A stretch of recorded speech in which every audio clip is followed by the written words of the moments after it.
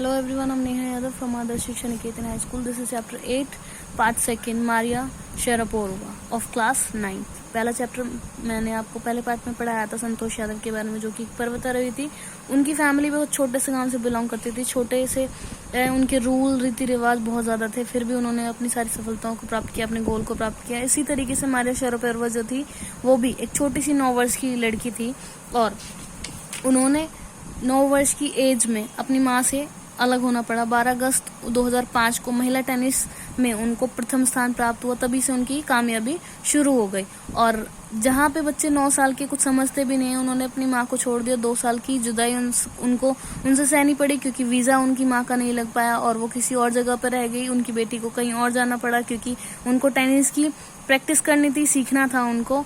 और बहुत ही ज़्यादा एक बच्चे को अपनी माँ से दूर करके उसके बाद उनसे बहुत सारे काम करवाना बहुत ही मुश्किल काम होता है, लेकिन उन्होंने फिर भी ये जुदाई सहन करी और अपने प्रैक्टिस स्टार्ट करी, बहुत ज़्यादा कड़ी मेहनत करी।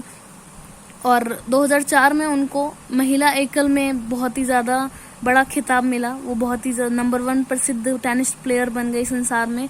सबसे ज़्यादा सफलता और सबसे जल्दी सफलता उनको प्राप्त हुई बहुत ही कम एज में। और साइबेरिया के जो बर्फीले मैदान थे वहाँ पर टेनिस की प्रैक्टिस भी नहीं हो पाती थी, लेकिन फिर भी वो वहाँ पर करती थी और सबका दिल छू लिया। भावुक होने की जगह नहीं थी उनके पास, क्योंकि उनके छोटी सी ही उम्र में सारे सफलता प्राप्त कर ली और उसके बाद भी उन्होंने कोई भी अपने अंदर घमंड नहीं आने दिया। किशोरावस्था में थी, टीनेजर में थी और उनको फैशन, गाने, नृत्य ये सब चीज़ का भी शौक था।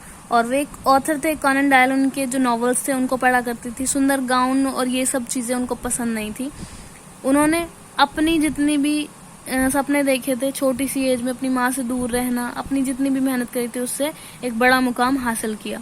तो ये चैप्टर था मारिया शारापोवा की जीवन के बारे में। इससे पहला था संतोष यादव के बारे में। आई होप चैप्टर आपको समझ आ गया होगा। Till then keep revising class. Have a good day.